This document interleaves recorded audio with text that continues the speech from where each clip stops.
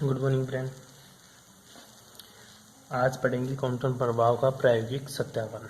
ठीक है, प्रायोगिक सत्यापन कैसे करोगे आप कि गुरुजी प्रयोग द्वारा कैसे बताओगे कि क्वांटम, कल जो अपन ने बातें करी थी वो पढ़ा था अपन ने, उसका एक जो थ्योरेटिकल वैल्यू, मतलब अपन ने एक वैल्यू माना, अपन ने एक प्रयोग माना और उसके बेसिस पे अपन ने किया। आज अपन पढ़ेंगे कि गुरुजी एक्सपेरिमेंटल कैसे होता है इसका। एक्सपेरिमेंटल के लिए बताओ, इसमें एक चीज़ होती है, एक शीशे का बॉक्स लगा रहता है तेरा। किसका बॉक्स होता है ये? शीशे का। ठीक है, लेड का एक बॉक्स लगा रहता है। ठीक है, इस लेड के बॉक्स में होता क्या है गुरुजी? इस लेड के बॉक्स में सिंपल सी चीज़ होती है, इसमें अपन ने एक्सरे डाल दी।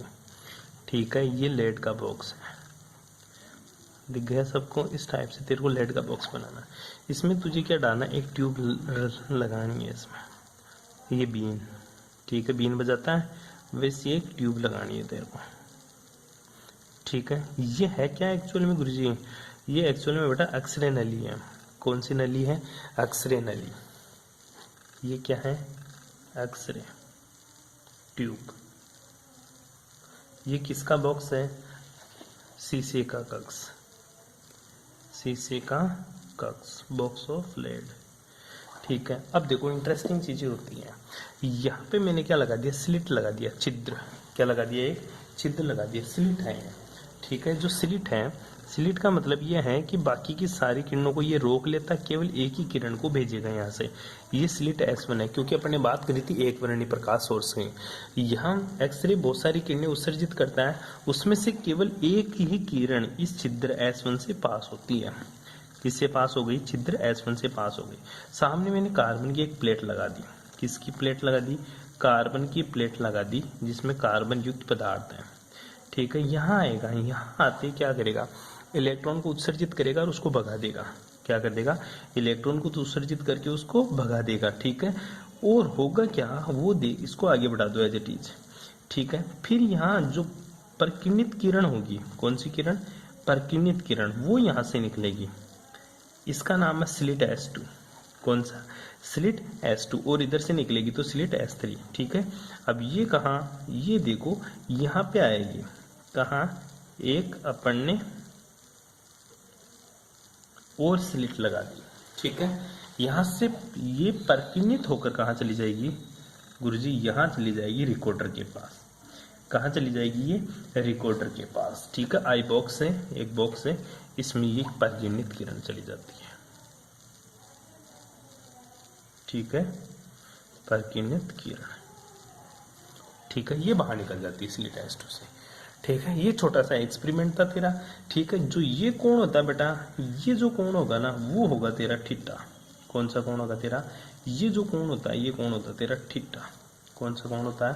थीटा कोण। और जो कोण होता है यहाँ पे, ठीक है, इस वाला कोण, ये जो कोण होता है ना, ये कोण होता है तेरा फाई। कौन सा कोण होता है? फाई। बस ये छोटा सा क्वांटम इफेक्ट का एक्सपेरिमेंटल था। लिखेगा कैसे इसके बारे में, वो थोड़ी सी थ्योरी तू देख। ठीक है, थ्योरी में क्या सुन ले, देख ले एक बार, देख ले तू। ठीक है, कॉम्पटन ने इस प्रभाव का सत्यापन किया। इसके लिए प्रयुक्त उपकरण जो कि निम्न प्रकार प्रदर्शित करते हैं, नीचे लिख दिया तेरे को। इस प्रयोग में लेड बॉक्स में स्थित एक्स किरण नली में एक वर्णी प्रकाश सोर्स से प्राप्त होती है, जो स्लिट S1 से गुजरकर कार्बन परकिरणक पर गिरती है तथा कार्बन परकिरणक से यह रे थीटा कोण बनाते हुए परकिरणित हो जाती है। पहला कोण थीटा बता दिया तेरे को, वह स्लिट S2 से गुजरती हुई क्रिस्टल पर गिरती है। दूसरा क्या तेरा? क्रिस्टल है। ये तो कार्बन वाला है, ये तो कार्बन। ठीक है, ये तो कार्बन है, ये क्या है? क्रिस्टल है। ठीक है, थीटा कोण बनाते हो, S2 से निकलकर कहाँ चली गई? क्रिस्टल पर गिरती है। आगे क्या होती है? अंत में क्रिस्टल से परकिरणित विकिरण की तरंगदैर्ध्य को आई बॉक्स में ज्ञात कर लेते हैं। आई बॉक्स लगा रखा है। इस प्रयोग में एक्स किरण नली व कार्बन परकिरण को घुमाकर फाई कोण के मान को परिवर्तित किया जाता है। कॉम्पटन ने थीटा बराबर 90 डिग्री के लिए तरंगदैर्ध्य विस्थापन का मान, ये एक्सपेरिमेंटल वैल्यू इतना प्राप्त किया। इन मान को समीकरण में रखकर तरंगदैर्ध्य विस्थापन सैद्धांतिक मान 0.0444 एंगस्ट्रॉन प्राप्त हुआ, जो लगभग एक समान प्राप्त होता है। इसे ही कॉम्पटन इफेक्ट की क्या होती है? पुष्टि होती है। ये बातें सिंपल सी थी जो अपन ने कर ली। उसके बाद में चलते अपन डी ब्रोगली परिकल्पना। ठीक है, डी ब्रोगली परिकल्पना क्या है? पहला मोटा मोटा समझ ले, तेरे को बाकी की चीजें मैं बता ही दूंगा क्या होती है। हेडिंग लगा ले, डी ब्रोगली परिकल्पना।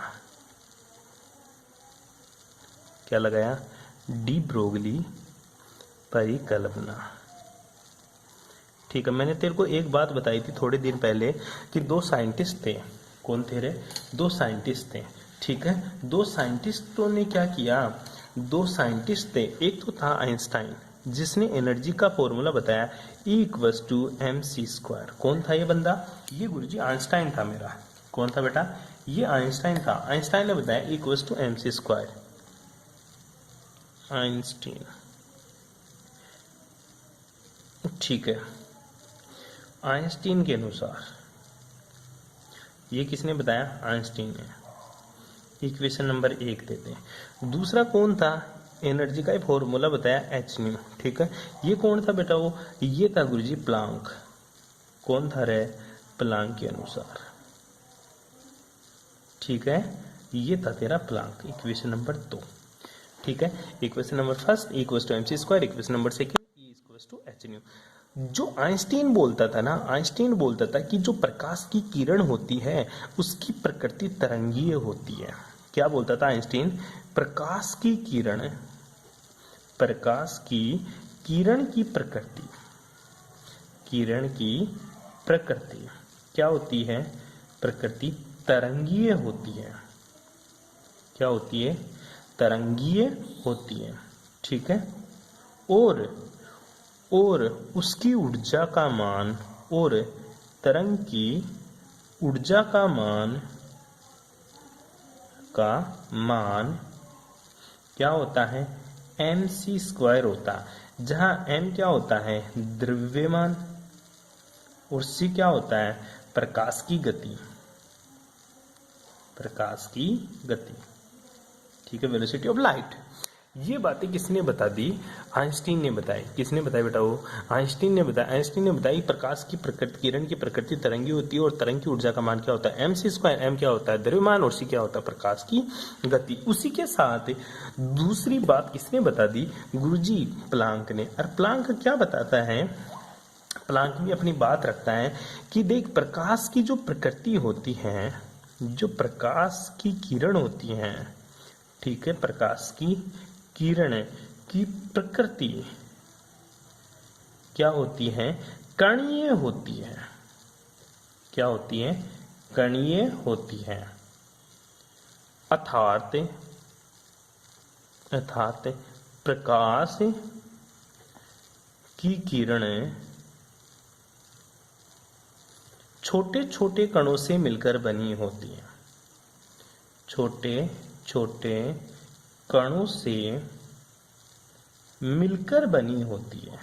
क्या होती है, मिलकर बनी होती है।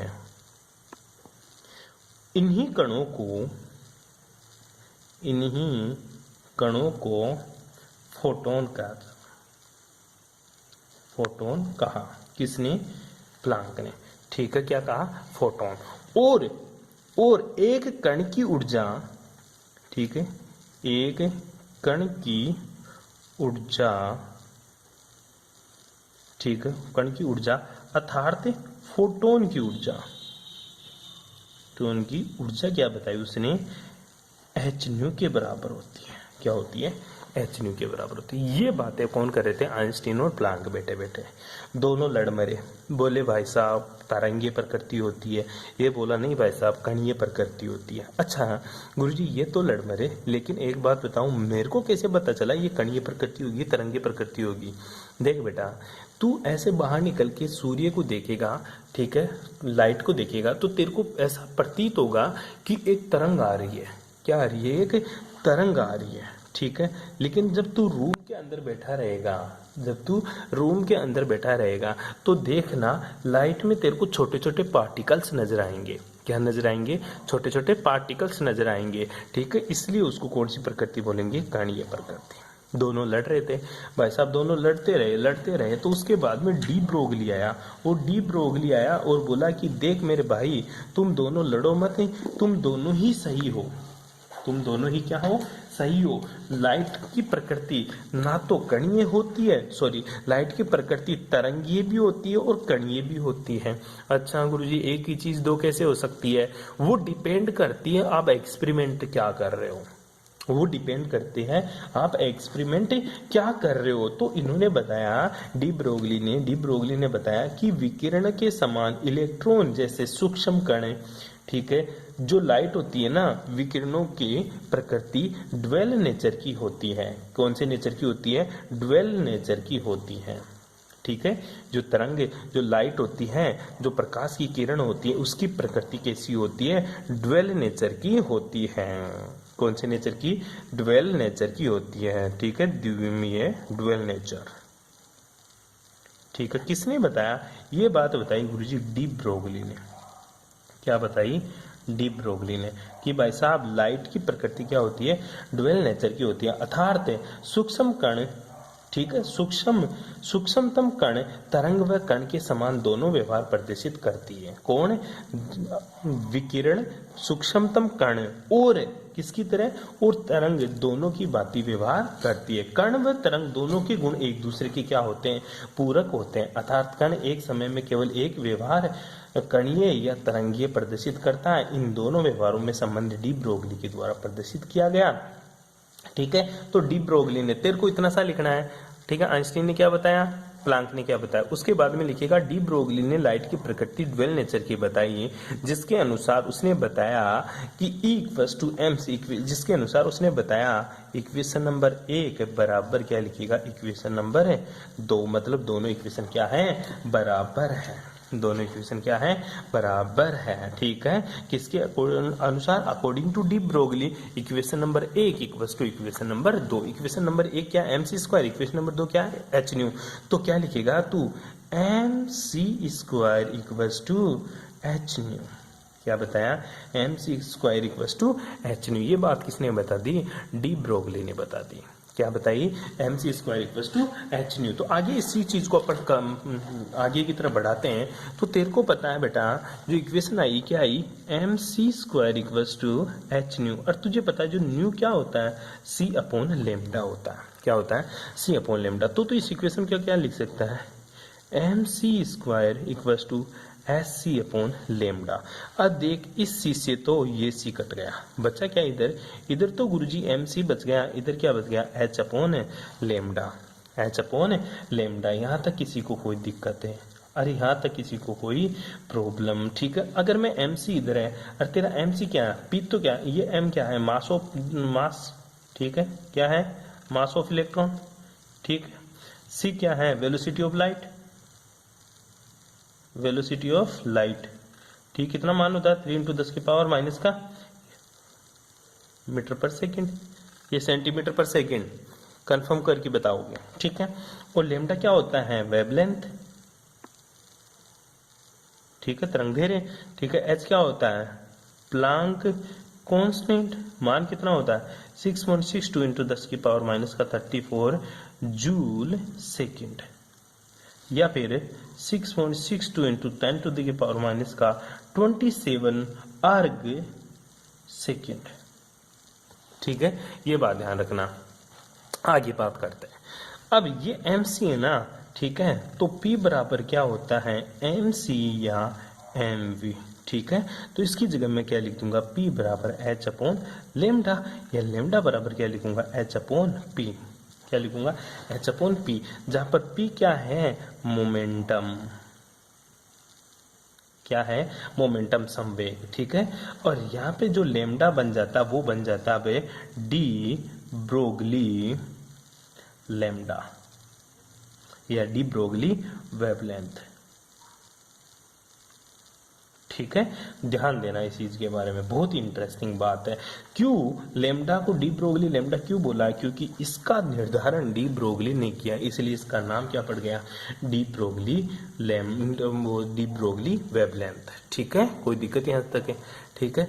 इसको वेवलेंथ भी बोल सकता तो डी ब्रोगली वेवलेंथ भी बोल सकता है, दोनों एक समान है। ये तेरा डी ब्रोगली की परिकल्पना खत्म हो जाती है। कोई दिक्कत यहाँ तक? सिंपल सा था, इंटरेस्टिंग था। एक क्वेश्चन करेगा तू, ठीक है, ध्यान देना। एक गोली से संबंधित तरंगदैर्घ्य की गणना करो जिसका द्रव्यमान, ठीक है, 0.04 kg और वो कहाँ तक जाती है? वो 1 किलोमीटर पर सेकंड के हिसाब से गति करती है। तो तेरे को क्या निकालना है? De Broglie lambda. क्वेश्चन देख ले अच्छे से। देख लिया अच्छे से, ठीक है। ये क्वेश्चन आपको सॉल्व करके कॉपी में करना है। इसके अलावा भी मैं तेरे को क्वेश्चन बहुत सारे दे दूंगा, टेंशन मत ले तू, ठीक है, कर लेगा। छोटा सा छोटी छोटी बातें बताई मैंने आप लोगों को। अब चलते हैं पढ़े हाइजेनबर्ग के अनिश्चितता का सिद्धांत। हाइजेनबर्ग की अनिश्चितता का सिद्धांत जो पढ़ेंगे नेक्स्ट क्लास में।